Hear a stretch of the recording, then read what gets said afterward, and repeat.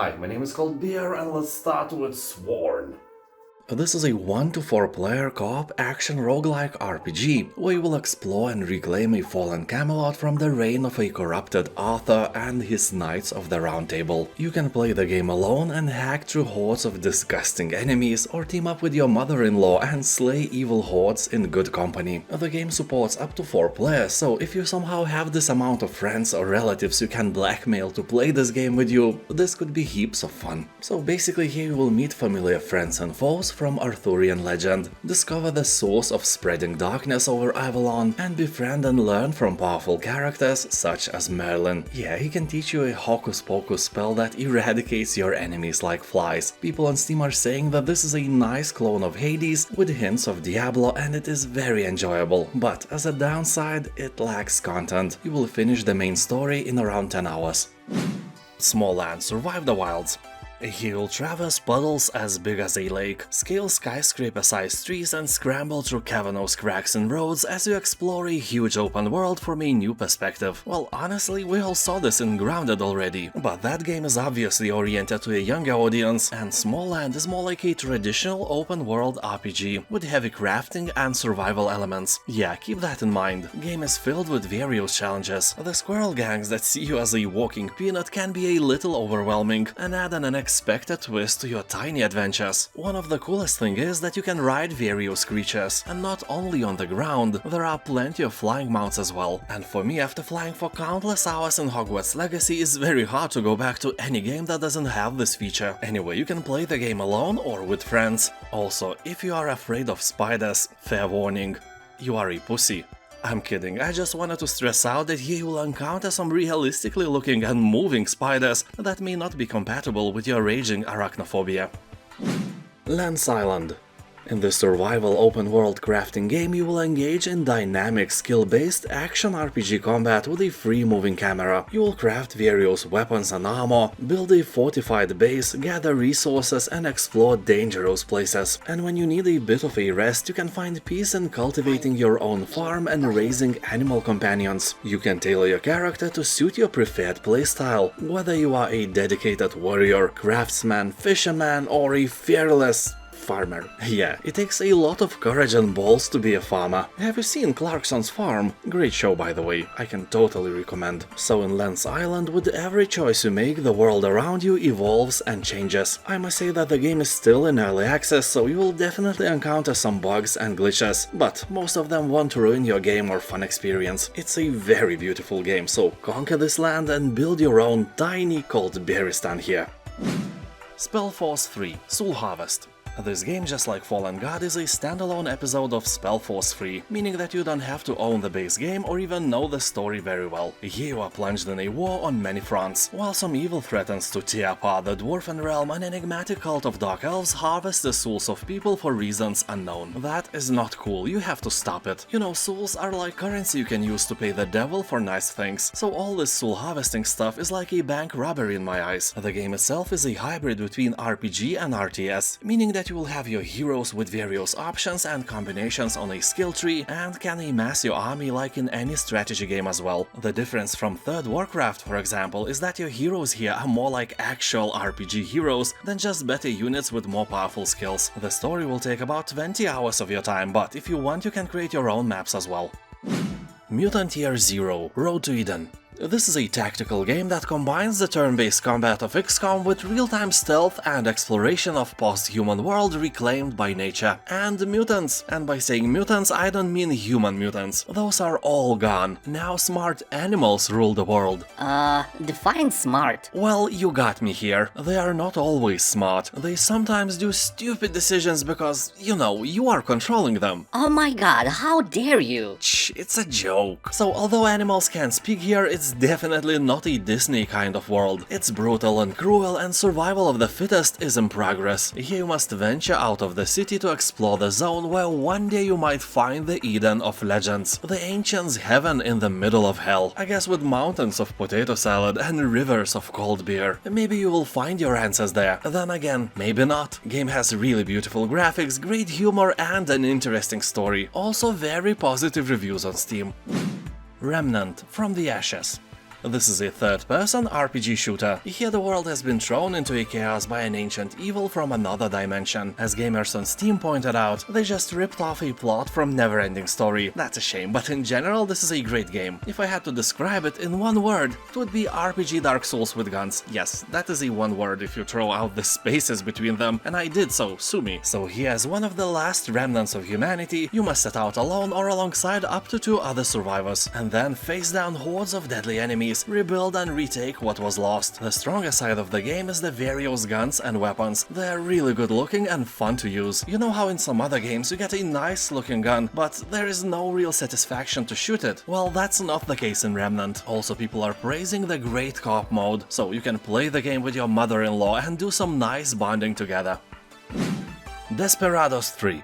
You can kill quietly with a knife or take out multiple foes with your revolvers. I especially like the knife part. It somehow feels more personal and, of course, requires more skill. Scenarios Desperados presents are far from cliché. Situations are quite original but also familiar with a nice vibe of Wild West. I say vibe because here you will fight not only in small frontier towns, but also in creepy swamps, riverbanks and even in sprawling modern cities. Here you can choose between non-lethal and deadly attacks, meaning that you can finish the game without killing anyone. I have no idea why you may do that, it's boring. I live my real life without killing anyone. Why should I do the same where I am allowed to snap a neck or two? For example, I am against hunting for fun, but I play the hunter and I slaughter all the animals in the forest for pure entertainment. You know why? Because they are not real. Duh. Anyway, Desperados 3 is like an old good Commandos game, but modern with amazing visuals and great quality overall.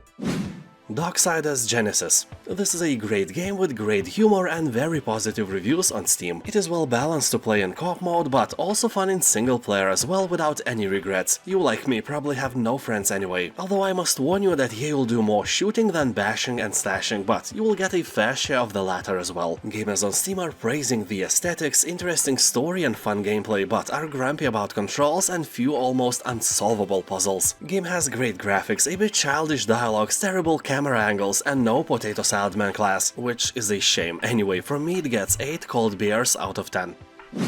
Jagged Alliance 3. In the sequel of the legendary tactical strategy turn-based franchise, you can select from a huge cast of mercenaries, all with their own unique personalities, quirks and backstories. Then go out and explore the land as you meet new people, earn money, grow your team and ultimately make your own decisions that will decide the country's fate. Here you will also find a campaign that you can play alone or with friends in online co-op mode. Control territory, train the locals, command multiple parties and defend against enemy forces in an alive and active world. You can customize your weaponry and even decide on the fate of the country in an open RPG structure. Honestly, I was really skeptical about the game's quality before the release, because sequels like that, especially after so many years, tend to flop, while most of them actually fail to live up to the expectations. And Jagged Alliance 3 wasn't anything like that. A very positive review score left by thousands of people proves that without a sweat. Blair Witch. I never played the game myself because I expected it to be very scary, so I watched the entire playthrough on YouTube. I really love watching horror games being played by people with way bigger balls than I have. So what can I say, Blair Witch is not a very scary game. It is dark and psychologically challenging, but the level of horror isn't very high. I could probably play it without much struggle. The game itself is quite linear, so don't expect much action. All you'll do here is hold the W key, sometimes relaxed and sometimes you will press way harder, depending on the situation of course. So basically it is a walking simulator with menacing and beautiful visuals. Anyway, the story starts in 1996. A young boy disappears in the forest, and you, a former police officer with a troubled past, join the search. What starts as an ordinary investigation soon turns into an endless nightmare as you confront your fears and the Blair Witch herself, a mysterious force that haunts the woods. Creepy but very fun. Kingdoms of Amalur: Re-Reckoning. The game was released in 2012, but almost 10 years later it was remastered and sold, you know the drill, as a new game with a price of a new game. Everyone was raging and giving the game bad reviews, but now it's not a problem anymore. On various sales you can get it with a 70% or even bigger discount. The game itself was designed by the Elder Scrolls Oblivion lead designer Ken Rolston and set in a world with a lore of 10,000 years of fiction created by New York Times bestselling author Robert discovered Saboteur. So this is a huge open world game where you will uncover the secrets of Amalur, from the vibrant cities to the vast regions and grim dungeons. You will have to rescue a world torn apart by a vicious war and control the keys to immortality as the first warrior ever to be resurrected from the grips of death. I must say that even on a remastered version, the age of the game shows itself. It doesn't matter much, but just keep in mind that this is an old game with a new shiny armor. Fallout 4. Here you can play from first or third person perspective. You can take items that lie around and roam across a big open world in search of adventure, absolutely ignoring the main quest and story. So basically it evokes, at least for me it did, the same feeling of freedom and exploration as the Elder Scrolls games. The main difference, of course, is the setting. Fallout 4 is a post-apocalyptic sci-fi game. It's filled with mutants and creepy facilities to explore. You can also join various factions, and that will immensely influence the outcome of the story. Sadly, they don't have a potato salad faction you could join. That is a shame. The game, along with the third Fallout game, has only one really annoying feature. In both cases, I finished the game thinking that I have like 10 or more hours of gameplay left, and it ended absolutely unexpectedly and way too fast. So if you decide to play Fallout 4, keep that in mind. Roam around, do some side quests, do not rush the story. All three games, I mean third Fallout, Fallout New Vegas and Fallout 4 are great games. You have all my recommendations. Starship Troopers Terran Command. This game has a model similar to the Arbillions, where you defend from the hordes of enemies and try to keep your base alive. Also, here you can literally relive the best moments of the Starship Troopers movie by defending your base from hordes of ladybugs. Anyway, here you'll encounter dozens of unique insect types, each with their own special abilities and skills. Also, the map has terrain elevation, true line of sight and true line of fire, providing deep tactical gameplay, meaning that units that stand behind other units can't shoot unless they stand on a higher ground. Sadly, you can't play as an alien insect. It's not off the table completely, developers say, but now you can only play as a military human society. That's it. If you are wondering if you can build a base here, yes you can, but it's not the main focus of the game, I would say. Despite that, it has a very positive review score on Steam, and many commentators are stating that if you like Command & Conquer or StarCraft, you must try Starship Troopers as well, so do not ignore it. Tales of Iron 2 Whiskers of Winter. An old and unspeakable evil stirs in the north, wings black as death, fangs sharp as steel, and a thirst for blood rivaled only by their insatiable hunger for vengeance. Yeah, that is a new ultimate enemy of your kingdom. As people say, this game is inspired by Game of Thrones, The Elden Ring, and The Witcher. Despite it being a 2D side-scroller, the feeling is actually there, especially because everything is narrated by Doug Cockle, legendary actor that lent his voice to Geralt of Rivia himself. So he will have to track down and defeat legendary monsters of this realm and be rewarded with rare resources and craft devastating equipment. But be warned, these colossal creatures won't go down without a fight. You will die over and over and over again, so make sure you like suffering. It's not for people with weak nerves, that's for sure. Dead Space. Of course, I'm speaking about the recent remaster of the game, which is a fantastic game just like the original Dead Space, but I can almost assure you that if you played it a long time ago, you won't spot any difference. I completed the first game more than 10 years ago, and when I watched someone play the remastered version, honestly, I couldn't see anything new. Yeah, the graphics now are shiny and beautiful, but it is exactly how I remember the original version. So the remake is a great game on two occasions. First, if you want to replay the game, and not because there is a remaster available, but because of the game itself. And second, if you never played it. In that case, I can assure you this is one of the best horror shooter games I ever played. Well, it's more like a thriller with a bunch of jump scares, but the atmosphere is amazing. The surroundings of the space station are made incredibly well, and the necromorphs are really creepy. Be sure that your mental balls are strong and hairy. 10 cold beers out of 10.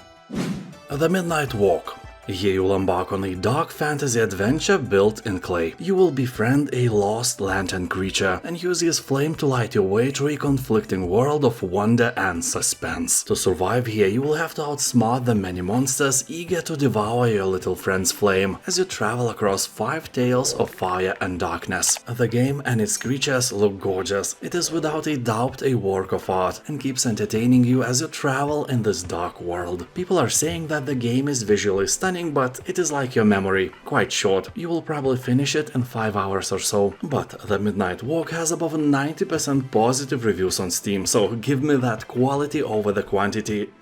this time. A Way Out.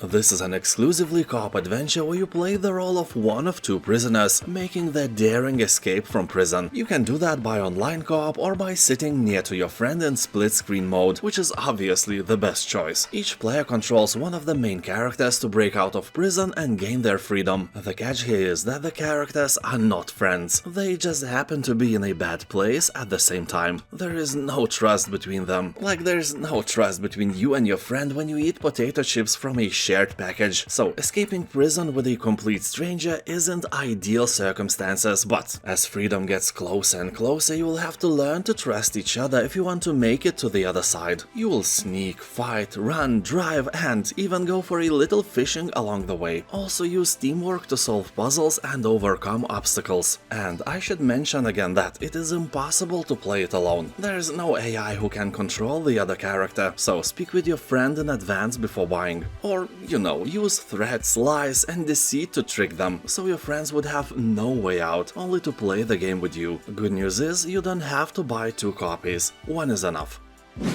Star Wars Jedi Fallen Order. This is one of my favorite games I have ever played. Yeah, I am a fan of Star Wars, and my whole childhood I dreamed of becoming a Sith, so I could teach people I don't like a lesson. From all Souls-like games, Fallen Order had the most satisfying combat I've seen since the times of the third Witcher, and I probably liked it so much because it reminded me of those sword dances I did as a Geralt. The game started slow, but the more I played, the more powerful I got. You know, skills like running on walls or throwing spinning lightsaber into a bunch of puny enemies are not given to you all at once. At the beginning you suck as a Jedi, even some random rat can kill you if you are not careful enough. So I died a lot. But later I became a real combat god because I discovered a story mode difficulty. Yeah, this is a Souls-like game even noobs like me can enjoy.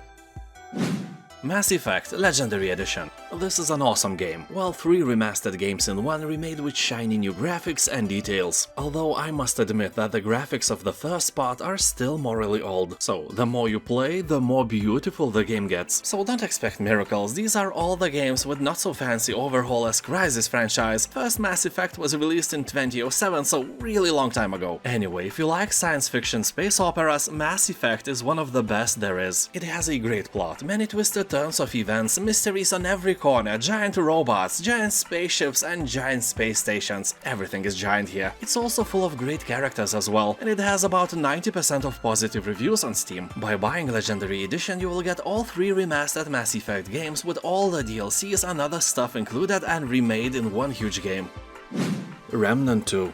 This is the sequel to Remnant from the Ashes, best known as Dark Souls with guns. The game pits survivors of humanity against new deadly creatures and godlike bosses across beautiful but menacing worlds. Here you can travel alone or with friends as a team and explore strange new worlds and beyond, overrun by mythical creatures while trying to stay alive. There are multiple worlds to explore with different types of creatures, weapons and items. Game has branching quest lines, augments, crafting and loot rewards that will test the resolve of even the most hardened players in dynamically generated dungeons and areas. Most of the players are saying that the second part is better than the first one, meaning that developers learned from their past mistakes and made an actually awesome game. The Saboteur.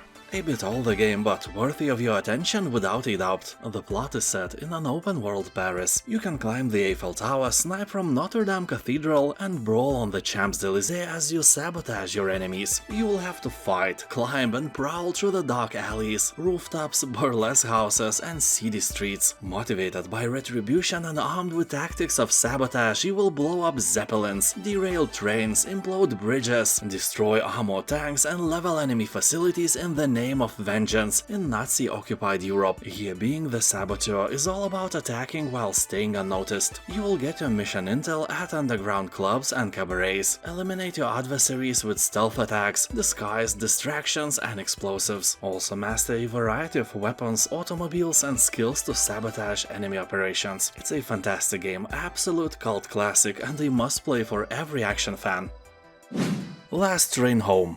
Here you'll embark on a desperate mission through the depths of a wasteland ravaged by war. Your goal is to guide Czechoslovak soldiers back to home on board an armored train. But the path ahead is fraught with peril. Caught in the middle of a brutal civil war between Russia's red and white armies, your unit must remain in fighting shape, managing what little resources you have and maintaining morale at all costs. Venture through the bleak and unforgiving landscape of Siberia, where the freezing cold and the merciless environment will push you to your very limit. Resources are scarce and your crew is exhausted, but you must never give up. All my life I rode made in Czechoslovakia trolleybuses in Vilnius. Some of them are still riding in the streets. They are like 50 years old and they still run. So one thing I'm completely sure about these guys: everything that's made in Czechoslovakia is unbreakable, except the country itself. What an irony.